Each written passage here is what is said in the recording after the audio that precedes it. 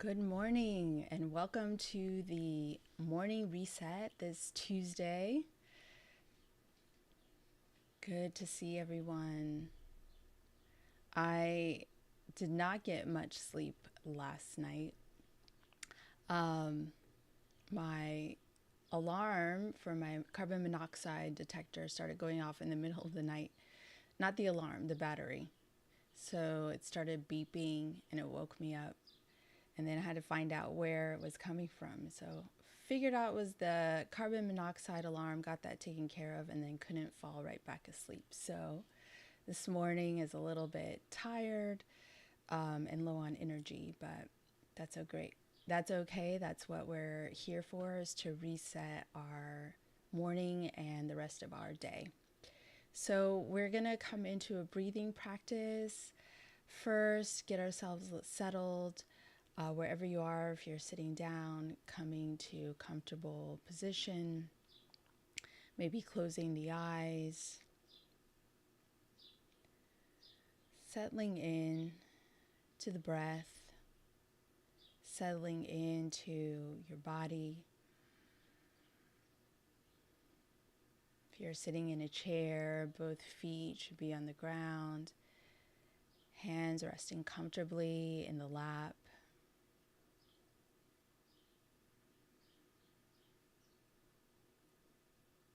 Birds are chirping where I am, just outside my window.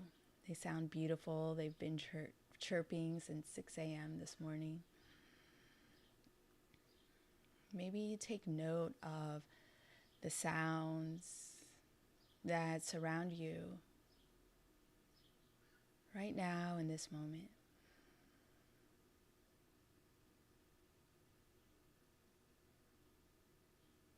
And notice the breath begin to even out as the inhale gives itself to the exhale, and the exhale gives itself to the inhale.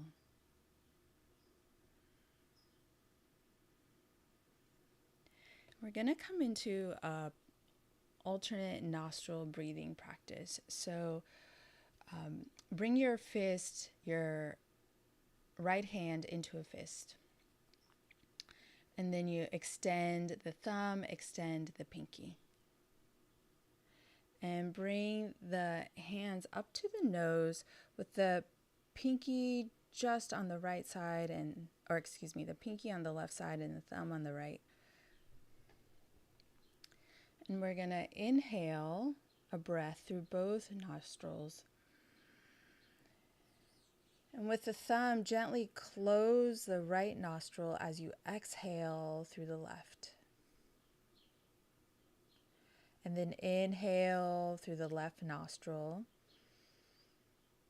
Close the left nostril with the pinky and exhale through the right. Inhale through the right. Close the right, exhale through the left. Inhale. Close the left, exhale through the right. Inhale the right. Close, exhale through the left. Inhale. Close the left, exhale the right. Inhale. Exhale the left.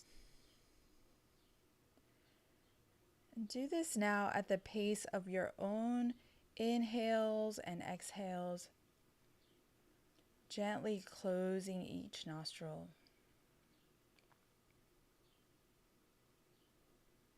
Maybe you begin to notice one side feels more open than the other.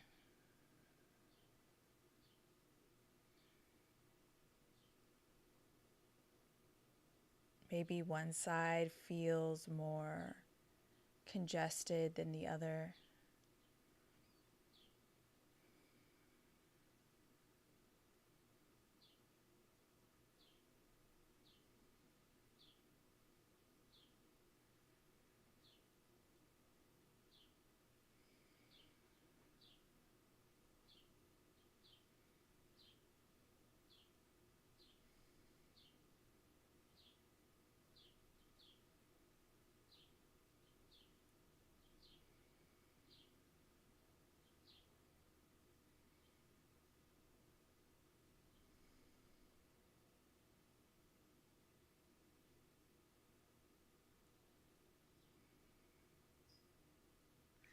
And we'll do once more on each side.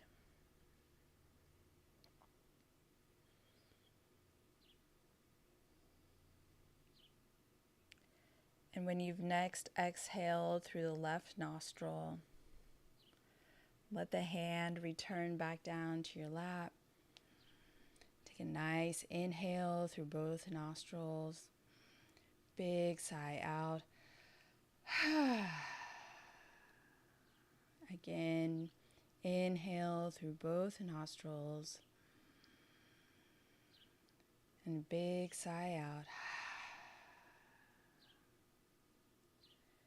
And let the breath return back to its natural rhythm.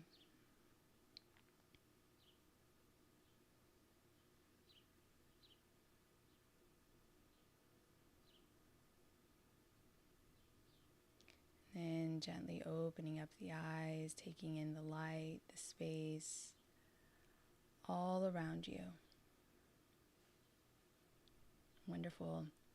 I've been doing that practice a lot the last week, especially my sinuses have been really congested, and I've had this horrible headache, and I've been doing that practice consistently, and my sinuses are feeling better and the headaches have gone away. So it's a very powerful practice to do, and it also helps calm the nervous system when we're experiencing anxiety, overwhelm, chronic stress. So please use that tool throughout the day, throughout this next week, if you are experiencing sinus issues, allergies, or maybe overwhelm as well. So something that I wanted to talk about today was kind of our capacity, right, as women, the idea that we have to take it all on and do everything ourselves. So this last week, or actually a few weeks ago, I had a student who was in one of my yoga classes, and I offered her some props because it tends to be a prop heavy class, and she said that she didn't need any props. So I was like, that's fine. And during the class, we were in a more challenging balancing pose where the prop would have been very helpful, and she didn't want to use it. And so I came back over when we were on the other side and said, why don't you try the prop? And she did. And there was less tension and less anxiety in the pose. I could just tell from watching her body. And so what struck me about this was not about the yoga pose, but about the pattern that led to her belief that she couldn't use or didn't need the support of the props around her. And this is a pattern that I've seen in myself and in so many women, right? We carry the responsibilities. We are the caregivers. We have the emotional labor. We are the overachievers. We're the ones who get things done. And then over time, we develop this pattern or belief that everything that we do, we have to do it ourselves. That we can't ask for help, or that help isn't available, or to prove that I'm capable, to prove that I have the capacity, to prove that I'm smart. I have to do it all on my own. And asking for help is a sign of weakness. And then over time, the body begins to believe those beliefs, and the nervous system begins to respond to those beliefs, right? We might develop areas of tension in the body, areas of achiness, of stress, of areas that have become drier and more rigid. The nervous system becomes drier and more rigid, which leads to more anxiety, which leads to more feelings of overwhelm. And the pattern just keeps kind of going. We've adjusted to it as we lived our lives, and it can go on for months or more often, year after year after year after year. And then modern life reinforces it, right? We get flooded with information. We are constantly told that we have to heal ourselves, fix ourselves. We have to use this product to get rid of this symptom. We're comparing ourselves to everyone that we see online. And we're, I think, reinforced that nothing that we are doing is good enough. And all of these other people, all of these other women look so capable, like they have it together. But underneath is this pressure that we have to figure out everything on our own, that we are alone. And then we experience the symptoms like stress, aches and pains in the body, digestive issues, anxiety, sleeplessness, insomnia, right? And all of these are kind of a symptom of this greater pattern that we have to take on everything by ourselves, or we've come into this pattern after years and years and years of taking on everything by ourselves. So what happened with this student in the class is she used the prop, and I talked to her afterwards, and she felt better in the prop. And she felt better when there was no more resistance, when she could ask for help and then let the prop be the support that she needed. And her initial resistance was just information that was appearing, right? Information she probably didn't recognize at the time of this is possibly a pattern that has followed her for a lifetime. But sometimes things like this that pop up that we notice in Pilates, or we notice in yoga, or we notice, when we're at the gym, is information, and it pops up as the yoga pose that we don't want to do, right? And usually there's a reason we don't want to do it. Doesn't feel good. We need more support in that pose. It brings up a memory, maybe something we don't even realize, an old story that's there, an old tension that's kind of just lived in the body. So it becomes information. The support that we don't want to accept becomes information. What's the pattern there behind it? Did I learn that it's better to depend on myself and that there was no one else to depend on? Maybe when I was growing up, or a certain situation in life.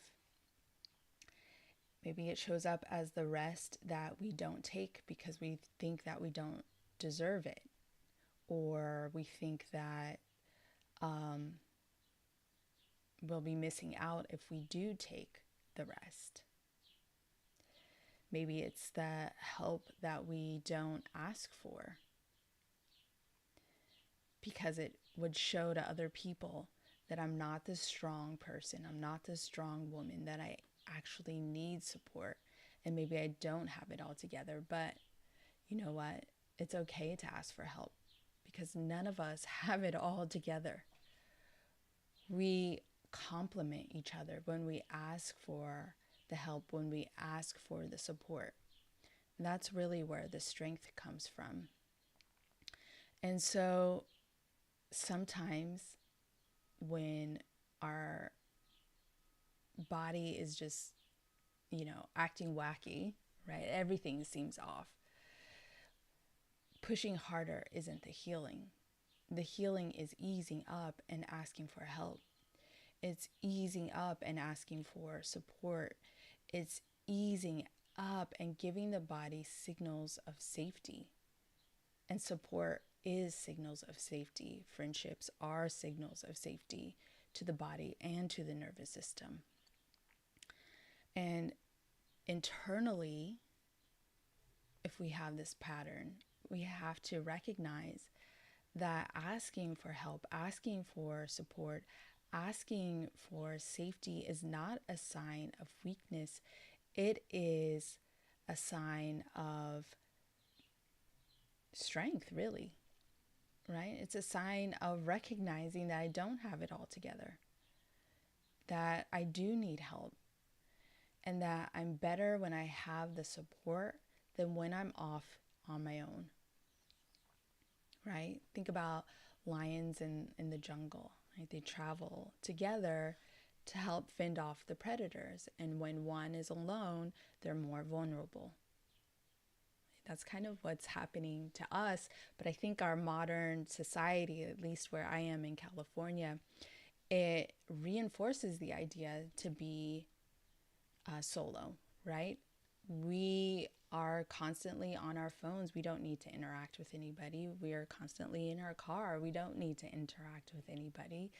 If we're constantly indoors now with working from home, we don't need to interact with anybody. And then this idea of just being by ourselves gets reinforced day after day after day. But really, I think that we have to catch the pattern within ourselves and be more intentional about asking for the support, about getting out with other people, so that we don't continue in the pattern of I can handle it all on my own, because there's going to come a time when something happens and you can't handle it all on your own. This is when we need the support, when we need the help. In this case, it just happened to show up in a yoga class, but the bigger pattern was something deeper than that. And so this is just internal wisdom. This is just body wisdom. It's your body communicating what's happening in your life experience. And so the path forward really is beginning to listen. And then once you begin to listen, maybe you begin to recognize. You begin to recognize the pattern. You begin to recognize that the rhythm that you've been living is not nourishing or nurturing to you. And that's what we're here for. We're here to live longer, to feel better in our body. And so I just want to leave you with this as we begin to reconnect with ourselves, reconnect with what nourishes us, what brings us joy and love and safety and support. What might be the pattern that you are working with? Is it a pattern of doing everything on your own, of thinking that being capable looks like managing all of the things, even if you are getting stressed out, burnt out, and just can't do it anymore? Because I don't think that we are meant to carry everything ourselves. Being capable doesn't mean we have to do it all alone. It means we can ask for the support and the safety that we need. And so I'll just leave you with that this morning, perhaps beginning to ask yourself what it is, what pattern you might be working with. And if this is something that intrigues you a little bit more, on June 17th, I am hosting my group body pattern mapping session, where we go over the patterns that you might be holding, that might be showing up for you, that might be showing up for you in stress, in tension in the body, in digestive issues, bloating, gas, fatigue, insomnia. So I'll put a link to that in the show notes. Be sure to check it out. If you're interested, subscribe here. I'm here every Tuesday morning for Morning Reset Live at 9, where we do a meditation breathing practice together, and then you come with your questions. Oh, and one more thing, I'm drinking this morning my women's balanced tea that I blended for hormonal health. So if you're drinking tea with me this morning, I'd love to hear which one it is. And may you have a blessed day, a blessed week, and I will see you next Tuesday. Bye.